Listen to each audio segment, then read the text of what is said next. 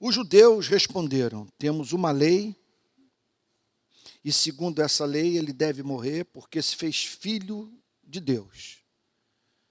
Eles estão aqui oferecendo a Pilatos uma resposta para a declaração do verso 6, feita por Pôncio Pilatos. Quando viram Jesus, os principais sacerdotes e seus guardas gritaram: crucifique, crucifique. Pilatos repetiu: levem-no daqui vocês mesmos e o crucifiquem, porque eu não encontro nele crime algum. Pilatos sabia da inocência de Cristo, estava certo de que Cristo fora entregue pelos judeus a ele por inveja. E nesse momento do julgamento estava fazendo o que uma consciência muito frágil pedia que ele fizesse, que ele não condenasse a Cristo. Repito, que ele sabia da inocência de Cristo. Então ele declara no verso 6, levem-no daqui vocês mesmos e o crucifiquem, porque eu não encontro nele crime algum. Não há evidência de que ele tenha praticado crime passível de morte. E aí os judeus, subentende-se a liderança religiosa judaica, o equivalente hoje aos pastores e teólogos protestantes. Os judeus responderam: temos uma lei, temos uma revelação que foi dada por Deus a nós. Veja que a importância, nesse sentido, de nós jamais confundirmos a Bíblia com a nossa interpretação da Bíblia. De fato, eles tinham uma lei. O problema não consistia nisso, o problema consistia no que eles faziam com essa revelação do caráter de Deus na sua palavra. Então, temos uma lei, e segundo essa lei, ele deve morrer porque se fez filho de Deus. Então, eles entendiam que o texto do capítulo 24, ou melhor, do capítulo 24, verso 16 do livro de Levítico, prescrevia pena de morte para o crime de blasfêmia que havia sido praticado por Cristo. Segundo eles, ele se fez filho de Deus. Eles entenderam que, ao se apresentar como filho de Deus, o Senhor Jesus atribuiu a si mesmo algo diferente do modo como atribuímos esse status no universo a nós mesmos. Porque quando eu digo que eu sou filho de Deus, eu não estou dizendo que eu sou filho de Deus como os meus 3 filhos o são. Deixa eu explicar. Quando eu digo que eu sou filho de Deus, eu declaro que eu sou filho de Deus, apesar da minha pecaminosidade. Eu sou filho de Deus por um ato de misericórdia, graça, longanimidade.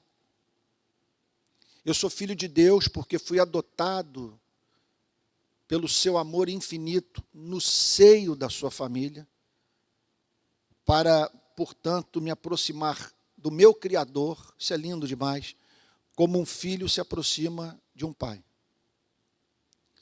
Agora, eu não estou com isso querendo dizer que eu participo da natureza divina, do ponto de vista daqueles atributos de Deus que só pertencem ao Criador.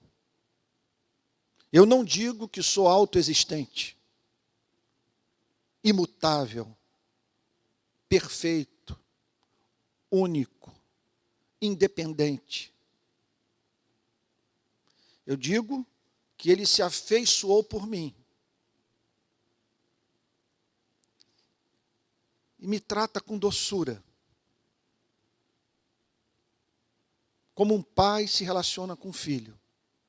Quando Jesus, contudo, disse que ele era filho de Deus, o que ele estava dizendo é que, da mesma forma que os meus 3 filhos são idênticos a mim, do ponto de vista da sua humanidade, de terem características que pertencem a mim, não somente do ponto de vista genético, mas do ponto de vista da humanidade que nos é comum. Então, os meus 3 filhos são portadores dos meus atributos, pelo fato de termos a mesma humanidade. E é isso que Jesus quis dizer. Eu sou filho de Deus nesse sentido ontológico. Eu sou filho de Deus porque sou portador das características divinas. Portanto, quem me vê a mim, vê o Pai. Nesse sentido, preste atenção. Ou nós estamos perante uma blasfêmia, ou estamos diante da verdade mais extraordinária proferida por um ser humano. Quando ele disse que ele era filho de Deus, o Senhor Jesus estava dizendo que ele era portador da divindade. Portador da divindade. Que ele era o que veio mais adiante ser compreendido por todos, a segunda pessoa da Trindade Santa. Então temos uma lei, e segundo essa lei, ele deve morrer. Segundo essa lei, ele deve perder a vida, porque ele usou em vão o nome de Deus. Ele se fez filho de Deus. Ele declarou que Deus enviou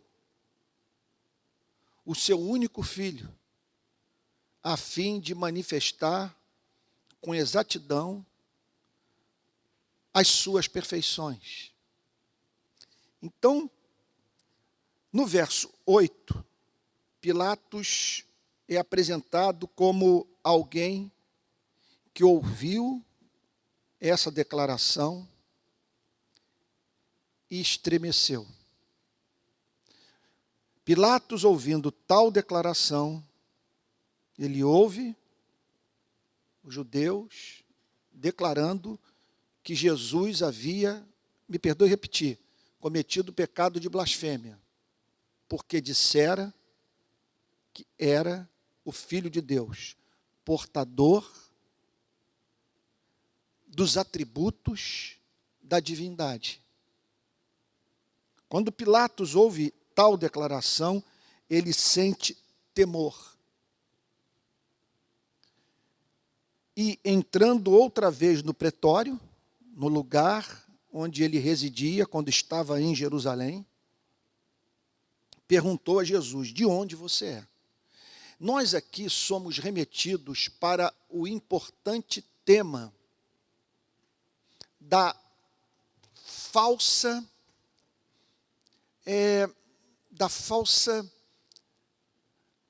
afeição espiritual, daquela espécie de experiência emocional diante de Deus, ou fruto do contato com a palavra de Deus, que não tem suas raízes num coração transformado pelo Espírito Santo, um coração regenerado, um coração santificado pela graça. Observa que ele é descrito aqui como sentindo temor, porque tratava-se de um homem que tinha uma noção vaga da divindade, de natureza supersticiosa e que foi acometido subitamente por uma dúvida: será que está em minhas mãos para ser julgado alguém especial? Alguém que o próprio Deus enviou a esse planeta? O que me parece é que nós encontramos nas nossas igrejas um número incontável de pessoas que experimentaram e ainda experimentam esse tipo vago de sentimento, de emoção, de afeição. É alguma coisa que está presente e que faz com que, em alguma extensão, essas pessoas tenham um temor de Deus, uma certa reverência diante da palavra de Deus. Contudo, não profunda o suficiente para fazer com que essas pessoas amem a Deus acima de todas as coisas, estejam dispostas a dar a vida por Ele, compreendam que a elas cabe ficar do lado da verdade, mesmo contra a verdade, milita contra os seus interesses pessoais. Por isso que eu gostaria de fazer uma pergunta para você nessa manhã. Você nasceu de novo. Você é convertido. Recebeu da graça divina um novo coração. Eu não estou perguntando se você de vez ou outra se pega derramando uma lágrima ao ouvir o hino evangélico. Eu não estou perguntando se de vez em quando você lê a Bíblia e sente uma certa emoção. Eu não estou perguntando se você evita algumas poucas coisas na vida por temor de Deus. O que eu estou perguntando é se esse temor que você sente mudou o curso da sua vida por completo. Porque, caso contrário, você será considerado como alguém que se encontra no nível espiritual.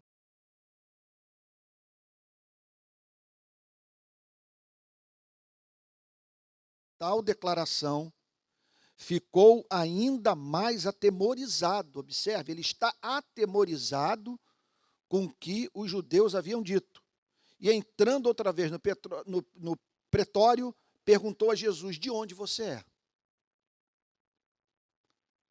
Ele espera extrair da boca de Cristo uma declaração que dissipe uma dúvida. Qual é a dúvida? Será que de fato eu estou diante de alguém especial? E caso atente contra a sua vida, estarei atraindo sobre a minha vida a ira de Deus? Então ele faz essa pergunta: de onde você é? Ele não está perguntando em qual localidade do território de Israel Cristo havia nascido. O que ele está querendo saber é qual a origem espiritual de Cristo. Quem o enviou? Você faz o que faz, ensina o que tem ensinado, em nome de quem? Com base em que autoridade? Quem é você? Mas Jesus não lhe deu resposta. Por que Jesus não lhe deu resposta? Porque não era da intenção de Cristo convencer Pilatos a fim de que Pilatos o absolvesse, uma vez que era o seu desejo mais ardente dar a sua vida pelos seres humanos.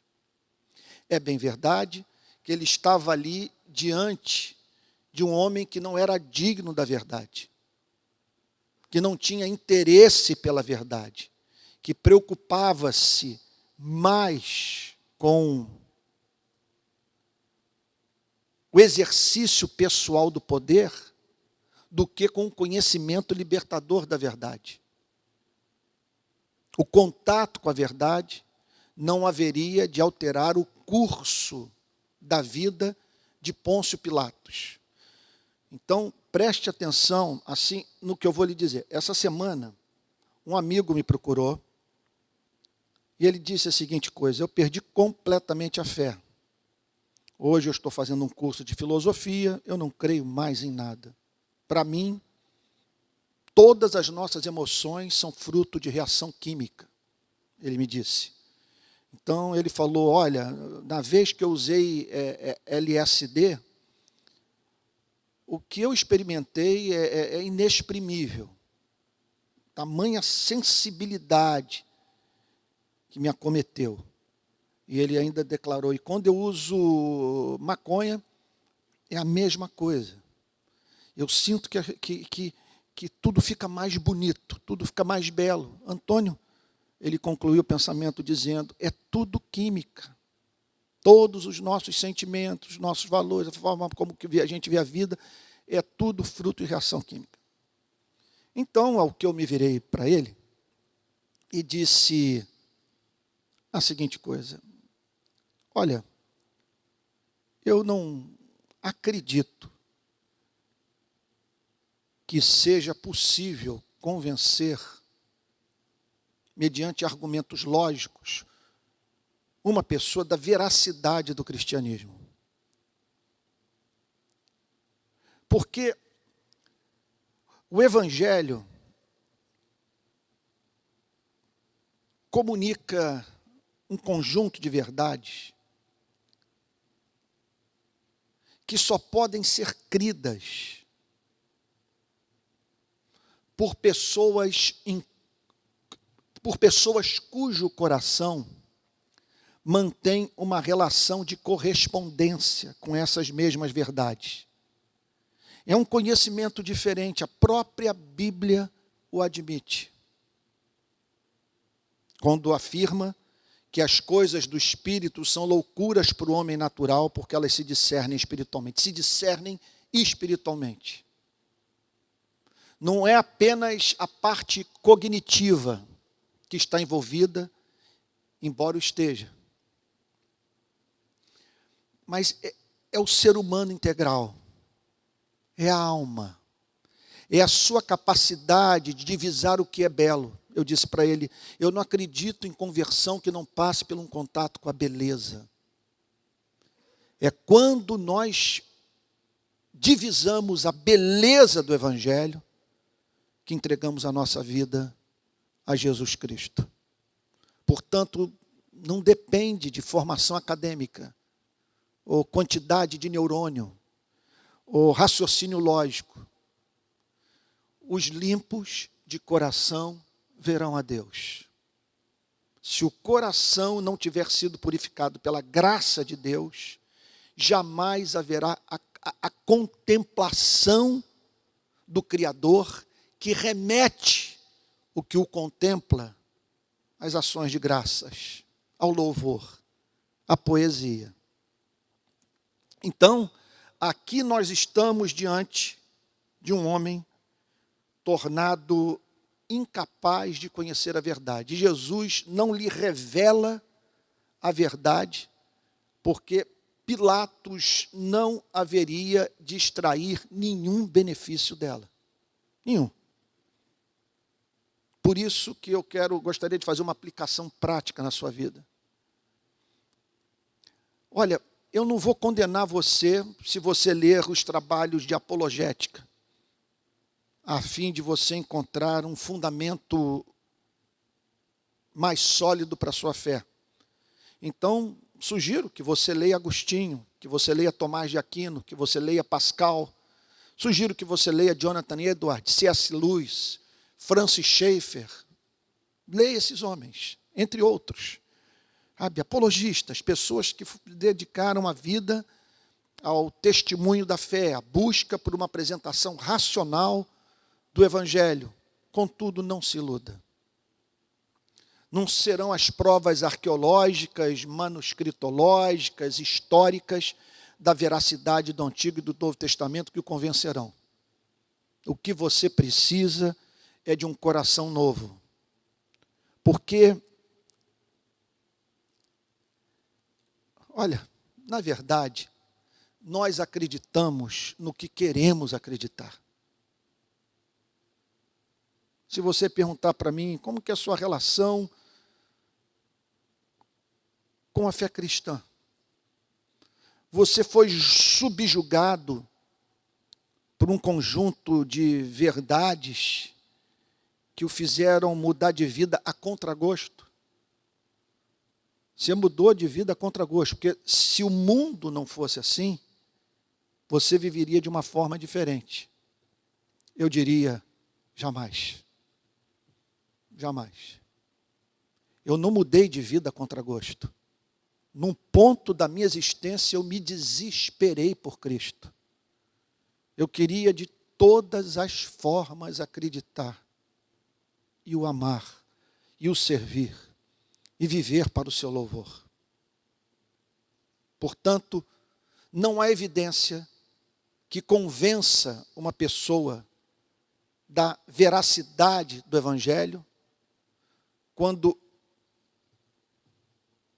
essa mesma pessoa tem como maior paixão na vida a sua felicidade e não a glória de Deus. E aqui está então Jesus silente diante de Pilatos, mas Jesus não lhe deu resposta. Deixa eu fazer uma advertência. Cuidado com o endurecimento do coração, o endurecimento progressivo do coração. Cuidado com os anos em que a verdade está sendo proclamada para você e você a ignora, não a leva a sério. Tem apenas essas emoções que não resultam de um coração transformado. Você chora no culto, testemunho da irmã que foi curada ou do irmão que sobreviveu ao acidente, tudo aquilo leva às lágrimas, mas lágrimas que não vêm acompanhadas de uma real transformação de vida. Tome cuidado, porque pode chegar um tempo em que não haverá mais retorno. Não é que você buscará a face de Deus e não encontrará.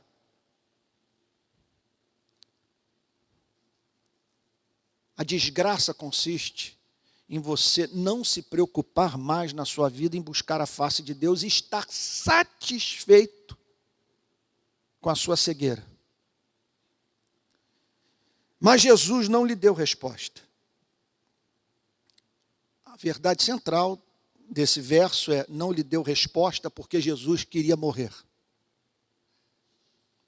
Jesus não queria convencer Pilatos da sua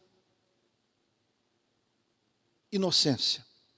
Era seu desejo, naquele mesmo dia, oferecer-se como sacrifício a Deus, a fim de que a culpa de nós, seres humanos, fosse removida. Verso 10.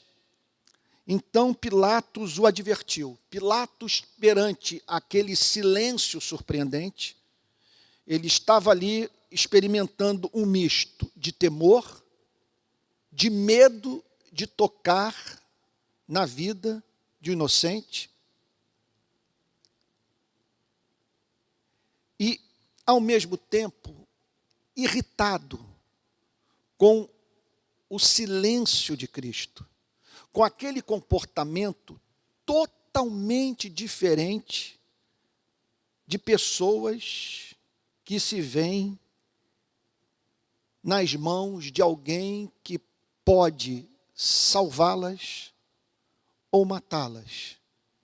Jesus lida com Pilatos como se a sua vida não dependesse da decisão do governador da Judéia.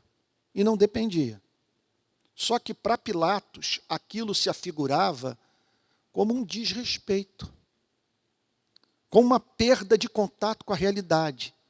O que ele está aqui a dizer é o seguinte: ninguém se comporta dessa maneira. Você não pode responder à pergunta do governador com essa indiferença. Por acaso você não sabe, olha o que diz o verso 10. Que eu tenho autoridade tanto para soltar você como para crucificá-lo. Impressionante essa declaração. Você não me responde. Você não percebe que está envolvido? Eles querem matá-lo. E o único que pode salvá-lo nessa manhã sou eu. Você não sabe que eu tenho autoridade, está em mim o poder dado por Roma, por Tibério César, para soltar você e crucificá-lo. Se eu quiser soltá-lo, não vai ter sacerdote que possa impedir de preservar sua vida. E se eu quiser condená-lo, não há o que você possa fazer para evitar a sua morte. A sua vida está em minhas mãos. É o que Pôncio Pilatos diz para o Senhor Jesus. Meu Deus. O que ele estava dizendo é o seguinte: eu posso matar aquele que nesse momento, pelo poder da sua palavra, sustenta o meu batimento cardíaco. Verdade que, contudo, ele ignorava. Você não me responde, não sabe que tem autoridade tanto para soltar você, como para crucificá-lo? E não é assim que muitas vezes nós nos sentimos? Nas mãos de seres humanos que pouco se importam com a nossa vida. Assim nós vivemos. Qual é a resposta que o Senhor Jesus tem para dar para você e a mim? Quando nós nos sentimos nas mãos de pessoas que não têm apreço por nós. Jesus respondeu: o Senhor, olhando para Pilatos, não teria nenhuma autoridade sobre mim. De fato, eu estou em suas mãos. E humanamente falando, tu tens o poder de me absolver e de me condenar. Contudo, que fique claro que o Senhor não teria nenhuma autoridade sobre mim se de cima não lhe fosse dada. Se não houvesse alguém que está acima de Tibério César e que usou a inveja da liderança das instituições religiosas de Israel para me colocar em suas mãos. Qual é a resposta maior para essa declaração de Cristo? Porque Deus amou o mundo de tal maneira que deu o seu Filho unigênito, para que todo aquele que nele crê não pereça, mas tenha a vida eterna. O que Jesus está dizendo é que o Pai o enviou como ovelha muda para o matadouro. O Pai, em amor, botou o seu único filho nas mãos de um covarde. Então, nós aqui somos remetidos para um mundo de mistério, de verdades teológicas suprarracionais, e que, contudo, trazem a mais profunda consolação ao nosso coração. Porque, em última análise, nós estamos nas mãos de Deus. que quando Ele permite que o destino da nossa vida seja determinado por um outro ser humano, Ele assim o faz, mas exercendo controle soberano sobre tudo aquilo que envolve as nossas vidas e, consequentemente, as ações desses que estão para tomar decisões que vão alterar o curso da nossa história. É uma passagem que ensina explicitamente a doutrina da soberania de Deus. Eu estou em suas mãos porque o Pai decretou. Uma outra verdade que escapa à nossa compreensão. Como que a providência pode ser cruel com os mais estimados filhos de Deus? Porque ali estava Cristo nas mãos do seu algoz, pela vontade do Pai, sem que, contudo, por um segundo sequer, ele deixasse de ser o amado do Pai. Então a vida está difícil para você. Essa pandemia transtornou os seus planos. Você está enlutado, tem lidado com temores, com dívidas, passado por humilhações. Olhe para essa passagem. Jesus nas mãos de Pilatos, pela vontade do Pai, sem que, contudo, tivesse deixado de ser o Filho amado, em quem o Pai se deleitava. O Senhor não teria nenhuma autoridade sobre mim se de cima não lhe fosse dada. Então, observe como que Deus pode permitir que governantes ímpios, que têm uma noção vaga sobre o ser de Deus, e que são capazes de cometer verdadeiras atrocidades por covardia, como que Deus pode fazer com que esses homens exerçam autoridade política sobre pessoas? Então, quando se diz que alguém alcançou o posto de prefeito, governador, presidente da República, porque assim foi da vontade de Deus, não há passagem bíblica que nos autorize a dizer que foi da vontade de Deus, porque Deus sempre haverá de fazer com que o melhor candidato vença as eleições. O que a passagem está dizendo é que aqueles que nos governam não teriam autoridade sobre as nossas vidas se tal não fosse decretado por Deus. O que, contudo,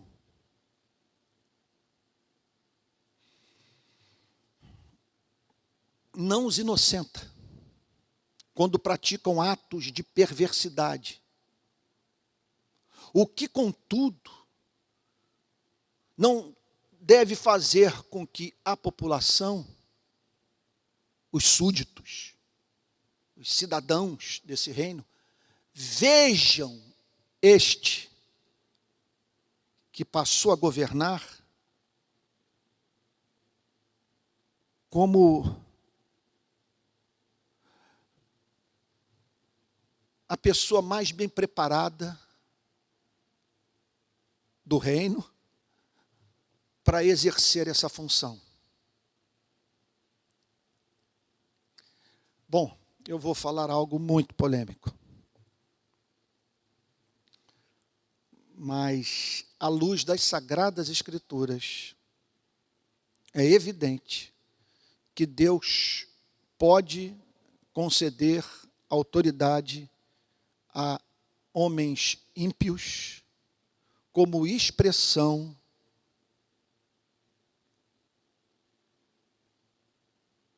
do seu juízo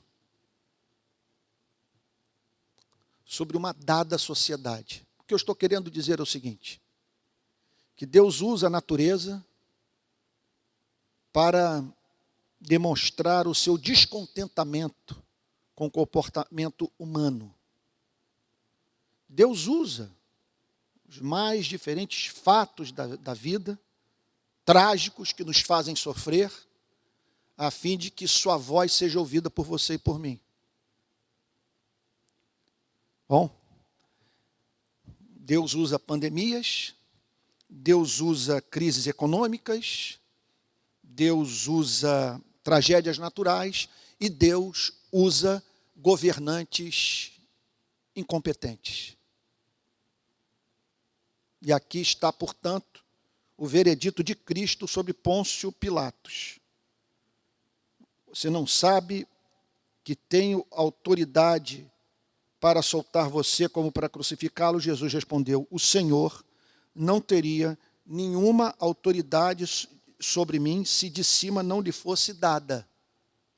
Então, vejam só,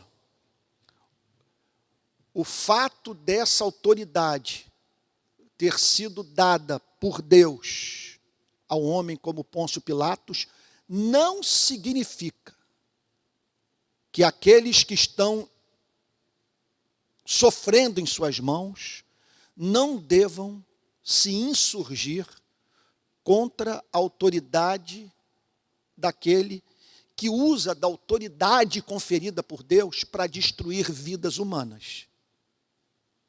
Em última análise, nós sabemos que nada ocorre debaixo do sol sem a vontade soberana de Deus. E muito do que ocorre debaixo do sol, sob a vontade soberana de Deus, nos é trágico, nos faz sofrer, conduz pessoas que nós amamos à dor. E por isso mesmo, apesar de identificarmos nesses males a permissão divina, nós os combatemos. Porque isso é um dos mistérios da vida. Existe a vontade moral e a vontade decretatória de Deus. Aquilo que Deus decreta que vai acontecer e aquilo que Deus tem prazer em que os seres humanos façam. Se naqueles dias eu estivesse lutando contra Pilatos para preservar a vida de Cristo, eu estaria me insurgindo contra a vontade decretatória de Deus, porque era da vontade de Deus que Cristo fosse morto. Mas eu não estaria me insurgindo contra a sua autoridade moral, se estivesse sendo levado por motivos humanitários a salvar a vida de um inocente. Então, nós sabemos que o nosso Deus reina. E nesse sentido, não cai um pardal do céu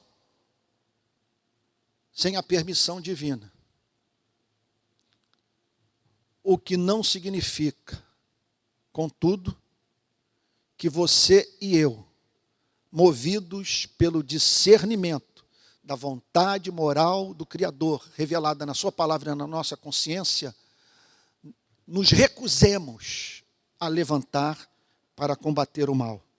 O Senhor não teria nenhuma autoridade sobre mim se de cima não lhe fosse dada. Porque aprouve ao Pai que você fosse instrumento da minha condenação. Por isso, quem me entregou ao Senhor tem maior pecado. E aqui então, nós nos deparamos com o conceito de hierarquia de valores morais nas Sagradas Escrituras. Nem todos os valores morais têm o mesmo peso. E, nesse sentido, há alguns pecados que são mais odiosos a Deus do que outros. E o que Jesus está declarando é que Pilatos estava fazendo algo odioso, mas não tão odioso quanto o que as autoridades eclesiásticas de Israel estavam praticando. Presta atenção nisso. É de imenso valor o que Jesus está dizendo. O que Jesus está declarando é o seguinte: eles estão pecando contra a luz. Eles se condenam pelas suas próprias palavras. Eles disseram que tem uma lei. Eles conhecem essa lei. Eles estão dispostos a matar por essa lei. Eles sabem que essa lei fala sobre o Messias. O Messias está diante deles e por causa da dureza do seu coração, eles não identificam a manifestação de Deus no tempo e no espaço, na vida do seu único filho. E por inveja, eles estão me entregando a você. Portanto, maior é o pecado deles do que o seu. Você está simplesmente lidando com um problema moral que não foi criado por você. Quem colocou essa bomba no seu colo foram os líderes religiosos judeus. Eles, portanto, têm maior pecado do que você. Meu Deus, quanta coisa a falar sobre isso. Por isso, quem me entregou ao Senhor tem maior pecado. A partir desse momento, Pilatos queria soltá-lo, mas os judeus gritavam. Pilatos queria soltá-lo porque estava apavorado. A mulher dele havia comunicado a Pilatos que tivera um sonho com Jesus Cristo, e um sonho no qual ela foi alertada a dizer para o marido não tocar em Cristo. E aí vem a declaração dos judeus: ele se disse filho de Deus. Pilatos então está apavorado, e a partir desse momento, diz o versículo 12, Pilatos queria soltá-lo, mas os judeus gritavam: se você soltar este homem, não é amigo de César, todo aquele que se faz rei é contra César. Aí eles puxaram o argumento maior. Vejam só, foram 3 acusações. A primeira acusação: ele está pregando a divisão em Israel. Ele está fomentando sedição. Foi a primeira acusação. Eles viram que não convenceram Pilatos, porque Pilatos, no julgamento, viu que estava diante de um ser ali, aquela figura cheia de hematoma no corpo, humilhado, desfigurado. Pilatos olha e diz: não é possível que eles creiam que esse homem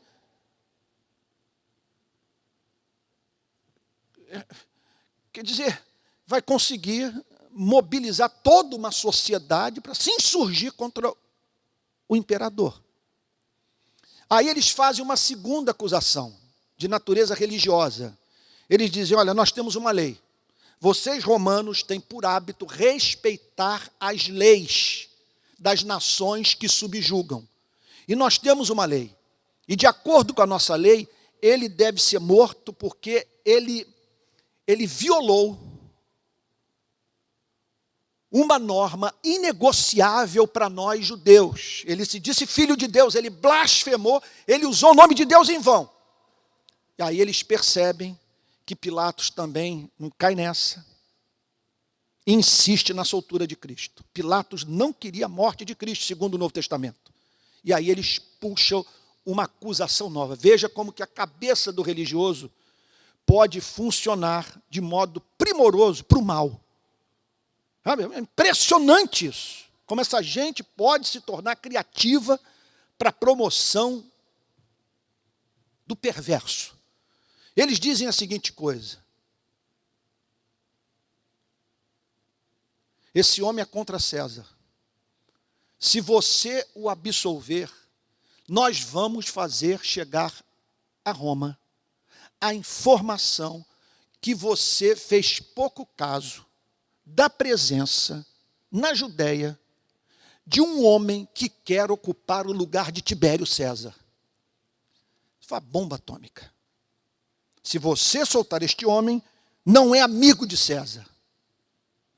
Você não tem aliança com César. Seu propósito não é servir a César. E todo aquele que se faz rei é contra César. Ele se fez rei, ele é contra César. É evidente que ele quer ocupar o lugar de César. Preste atenção, meu querido irmão, você que está me ouvindo, olha que coisa importante. Quando Pilatos ouviu essas palavras, Pilatos ouve o último argumento usado pelos sacerdotes, pela liderança religiosa judaica. Quando Pilatos ouviu essas palavras, trouxe Jesus para fora, ele tira de dentro do pretório e sentou-se, ele, Pilatos, no tribunal. Ele põe uma cadeira, ele não faz tudo dentro do pretório, porque era Páscoa e os judeus não queriam se contaminar dentro do pretório. Pilatos vem para fora, num lugar chamado Pavimento, em hebraico, Gabatá. Era a preparação da Páscoa, sexta-feira de manhã, já por volta de meio-dia. E Pilatos disse aos judeus, eis aqui o rei de vocês. A cena é patética. Aqui, sem a mínima dúvida, muito deboche. Ele está dizendo o seguinte, olha, vocês são uma raça insignificante. Nunca exerceram papel político na história, de real significado. Vocês são um povo minúsculo, cuja existência é ignorada por todos.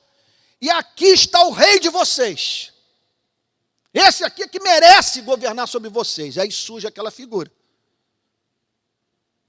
Cheio de hematoma, provavelmente com o olho inchado, sangue escorrendo pela boca, porque o Senhor Jesus tinha levado uma surra.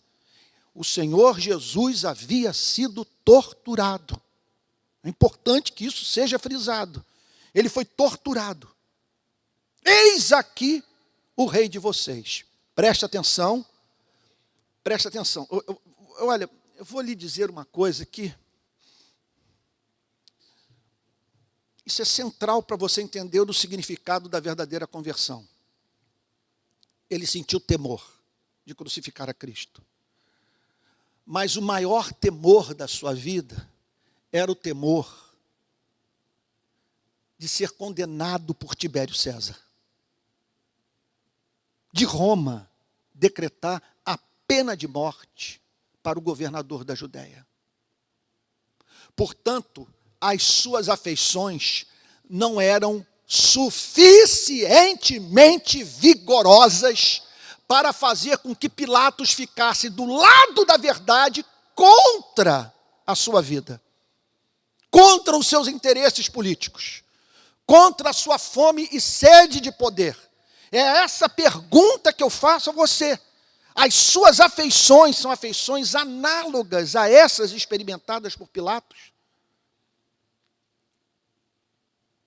Ou elas são fortes o suficiente para mantê-lo decidido pela verdade, quando isso não lhe é interessante? Eis aqui o rei de vocês. Eles, porém, clamavam, fora, fora, crucifique-o. Não havia mais espaço para o diálogo. A opinião pública havia sido forjada pela liderança religiosa judaica. Era tudo paixão. Era um fenômeno psicológico de massa. Não havia mais espaço para o diálogo. Então Pilatos perguntou, devo crucificar o rei de vocês? Devo crucificar o rei de vocês? Vocês acreditam realmente que esse homem tem pretensão messiânica? Eu devo crucificar esse homem? Vocês acreditam que, de fato, essa figura aqui, desfigurada, patética, tem intenção de governar Israel? Devo crucificar o rei de vocês? Os principais sacerdotes, o pastor batista, o pastor presbiteriano, o pastor assembleano, o pastor neopentecostal, os principais sacerdotes responderam, não temos rei senão César. Coisa impressionante essa declaração. Eles estavam, naquele momento, servindo mais a César do que ao reino de Deus. Eles optaram por César, em vez de optar por Cristo.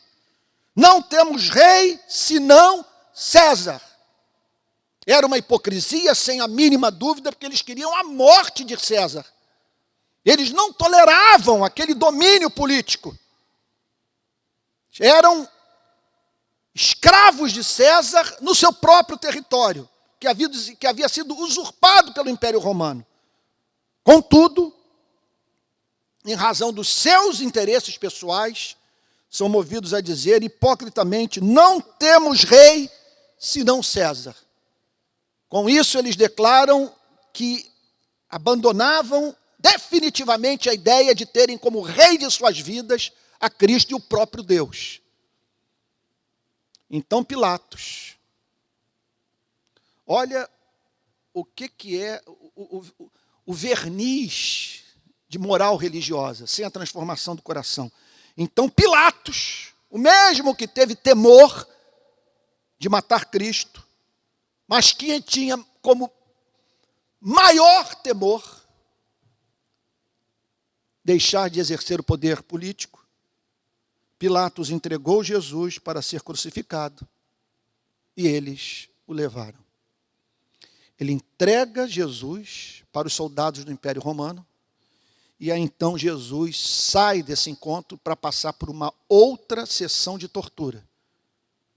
De meio-dia até as 3 horas da tarde, quando ele morre.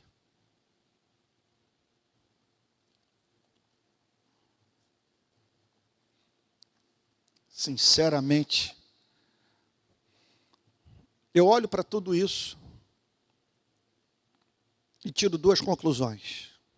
O imenso amor de Deus por nós, de botar o seu filho nas mãos de Pilatos. O amor de Cristo, de permanecer em silêncio diante de Pilatos, a fim de não convencê-lo da sua inocência, porque ele queria morrer por você e por mim. Agora, como conjunto de verdades menos importantes do que essa, do amor redentor do Pai e do Filho, nós temos tudo que essa passagem ensina sobre a relação da igreja com os governantes desse século. Veja a desgraça que foi causada pelo fato dos sacerdotes dos dias de Cristo fazerem aliança política, que acabou representando a morte do próprio Cristo. Que Deus não permita jamais que confundamos o reino dos céus com os reinos deste século. Vamos ter um momento de oração. Pai Santo, nós te agradecemos por toda a luz que esta passagem projeta sobre os dias de hoje. Mas, acima de tudo, nós queremos te louvar por tudo que essa passagem revela sobre o amor redentor do Pai e do Filho. Te agradecemos pelo nosso Salvador ter se oferecido como ovelha muda para morrer por nós. Realmente o Senhor amou o mundo de tal maneira que deu seu único Filho para que todo aquele que nele crê não pereça, mas tenha vida eterna. E por isso, Pai Santo, nós somos eternamente gratos a Ti. Em nome de Jesus, Senhor.